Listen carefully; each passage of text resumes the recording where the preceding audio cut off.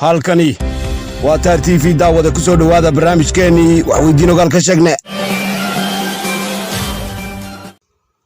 waa warkeeni labaad ee wararka ka imanaya sidan iyo gafar culusta Kenya ayaa sheegaya inay xukuumadda Nairobi ciidan taagle soo dhoobtay qaydka hadurka ah ee ay la wadaagto Soomaaliya xogaha ayaa sheegaya in macha la soo laba dhigayo camaariyay bidoodu badan oo lagu qaybshay inay gaar dable ka qabtaan seerimada beenta ee beled xaawo iyadoo sidoo kalena aad loo adkeeyay isu wadaynta dadka ku kala nool buulo xaawo iyo waliba ceelka Mandheera ciidankan washaysigu meesha ku soo daadgureeyay ayaa la sheegayaa inay aad u baanjinayaan wixii halkaas dad ka soo tallaabaya iyagoo faatir u qaaday damashkii ay dadku siteen gaadiidka isaga goosha labada geesood ayaa aad uga qaylinaya baaritaan taagtiisa leh oo ay ku samaynayaan bidoodka iyo gafar culusta Kenya xukuumadda uu dambaabo ninka silic ku nooshahan jiray William Ruto ayaa ku doodaysa inay Soomaalida u kadeedayso sidii ay uga nabad heli lahayd kooxda Al-Shabaab oo ay ku garamayso in waxoogay baxsadahi ay ku soo lubdeen magaalada Garissa xukuumadda Kenya ayaa markasta agagaasi ka samaysa wixii la yaquulo ceedin halka Soomaaliduna ay kaliya ka daawato labada dhaayood isaguna madaxweynaha dalka Turkiga Rajab Tayyip Erdogan oo guga noqday wiil hoog isbiday guurtii oo ku kala hagoogtaa sidoo kalena kala maadiya hadba halkii qayla ka soo yeedho ama qolyaha idifka iskaliya tiyo lagu soo waramayo inuu maanta aleenka ku tiigsaday tubaalka qoortiisa cadaatay ee Vladimir Putin labada nin ayaa la soo warinayaa inay isla eegeen arrimo door ah iyagoo sidoo kalena hoos u dayay xaaladaha isku higaagan ee cilinkooda la saari waayay Erdogan ayaa la soo warinayaa inuu dhigiisa Vladimir Putin ka duraantay inuu soo afmeero dagaalka ku dhawaad sanadka ka durfaandhabaya dalka Ukraine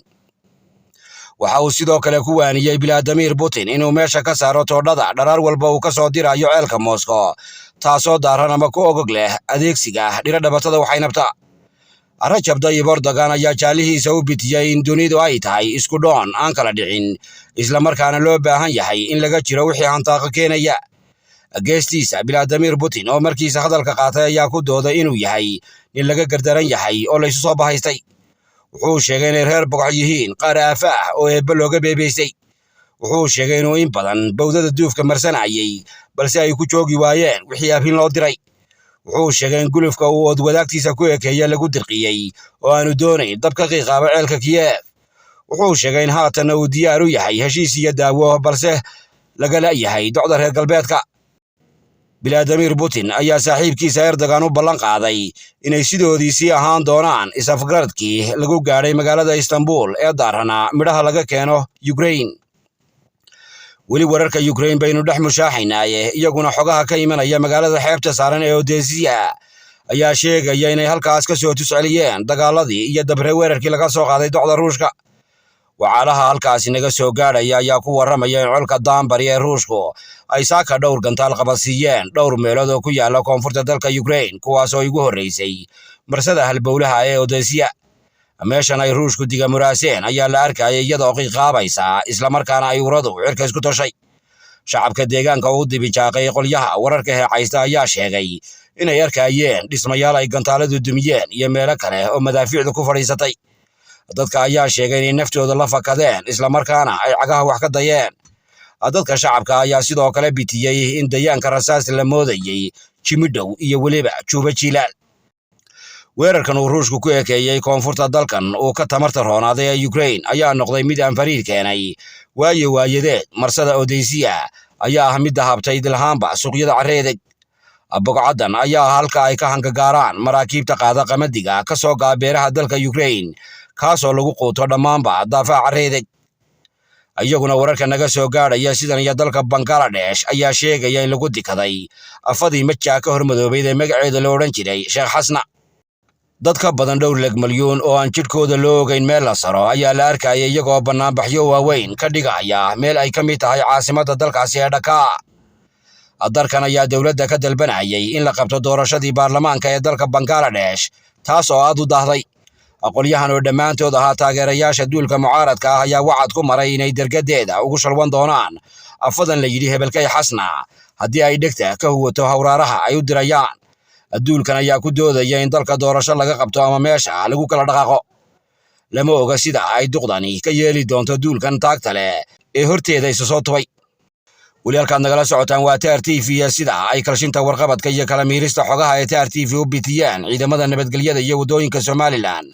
gaar ahaan qaybta bariga magaalada Hargeysa waxaa maanta shil gaari ku geeriyooday Eebbaha Raxmade wiil dhalinyaro ah oo magaciisa la oran jiray Khalid kaasoo kamid ah dhalinyarada ku adeegta gaadiidka loo yaqaano bagadhada afka qalaadna lagu yiraahdo mootada waxaa la sheegayaa inuu Eebbaha Raxmade marxuum Khalid kamid ah dhalinyarada sida weyn looga yaqaano gudaha magaalada Hargeysa waxaa la sheegayaa inuu ahaa wiil dadka ugu adeega bagadhad uu wada ka ahaa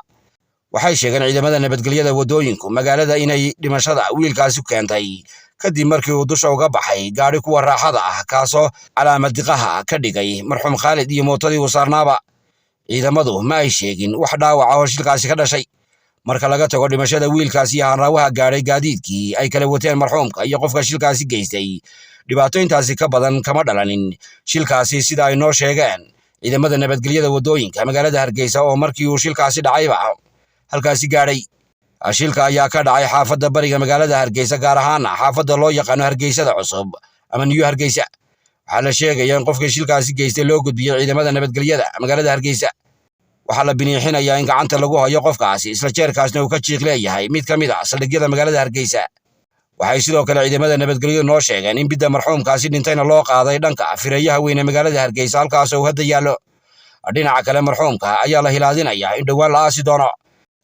shilalka sidan oo kale ah ayaa inta badan ka dhaca magaalooyinka waaweyn ee Somaliland iyagoo aad moodid hadda kuwa isu soo taraya ama soo badanaya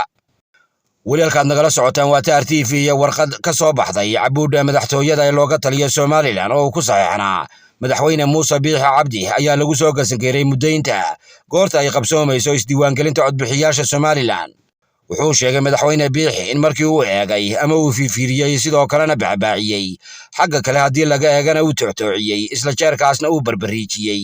qodobada ku aastaysan u cuskashada diiwaangelinta codbixiyaasha Somaliland inuu go'aansaday inay ku beegan tahay ama uu asteeyay in 28 bisha 12 loo dareero diiwaangelinta codbixiyaasha ee guud ahaan shacabka Somaliland waxaa sidaas lala socodsiiyay dadka ay arrintaasi dusha ka saaran tahay ama uu xilku ka saaran yahay gaar ahaan guddida diiwaangelinta Somaliland dhanka kale iyadoo aanay jirin ilaa hadda heshiis laga gaaray ismaandhaafka u dhaxeeya xisbiyada mucaaradka iyo xukuumadda madaxweyne Biixi sidoo kalena aan la isla meel dhigin buuqi iyo qalaanqalkii u dhaxeeyay duulka mucaaradka ee Somaliland iyo xukuumadda talada haysa ee dalka ayuu madaxweyne Biixi go'aankan iska gaadhay ilaa iyo hadda ma jirto wax ka soo dheecaamay ama ka soo cusboonaaday isdhexgal lagu soo dabaalayo dejinta iyo in wixii laga wadi waayo la isla meel dhigo taasoo lagula diidayo xisbiyada mucaaradka iyo xukuumadda madaxweyne Biixi iyadoo ay siyaasadda Somaliland ay gashay arrimo aamusnaana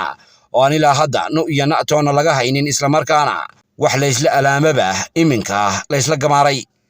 waxaa sidoo kale muuqata in xukuumadda Somaliland ay si anba qaadayso tallaabooyinkii ay ku majiiraysay ama ku meelmarinaysay inay ku socoto qaabkeedii ahaa inay dhammaystirto hanaan socodka leedafuulka ah ee ay ku doonayso ama ugu toogahayso in lagu galo doorashada ururada siyaasadda Somaliland ugu dambeyntii dhawaaqan ka soo yeedhay madaxweyne Biixi ayaa noqonaya mid loo dhegtaagayay in muddo ah lana filayay inuu imaan doono maalinuun kaasoo dhanka kalena lama filaan ku noqday xisbiyada mucaaradka ee Somaliland in la wadi jirayba golaha wakiilada Somaliland ayaa dhowaan loo gudbin doonaa xeerka lagu ansixin doono diiwaangelinta codbixiyaasha xilli ay golaha wakiilada Somaliland fasax ku maqan yihiin taasoo ay xisbiyada mucaaradka inay u arkaan ku jiqsi uu wado madaxweyne Biixi maadaama laga heshiinin labada doorasho ee madaxtooyada iyo ururada siyaasadda tan soo horeynaysa inta ay waryarada waxaanu ku darnay moogin wax weydiin ogaal ka sheegnay waa Maxamed Aadan Tirtan iyo kulanti dambe nabadgelyo iyo nooli kulante ka farxi ehelkaaga asxaabtaada iyo qaraabadaada oo la soo deg abka Dahabshiil si aad si fudud lacag ugu dirto marka aad la soo degto application-ka Dahabshiil ee aad lacag ka dirayso isticmaal koodka khidmad la'aanta ee Tree oo ku sahlaya in 3 jeer ugu horeeya ee aad lacag dirayso aan wax khidmad ah laga qaadin Dahabshiil hawl fudaydiyahaaga maaliyadeed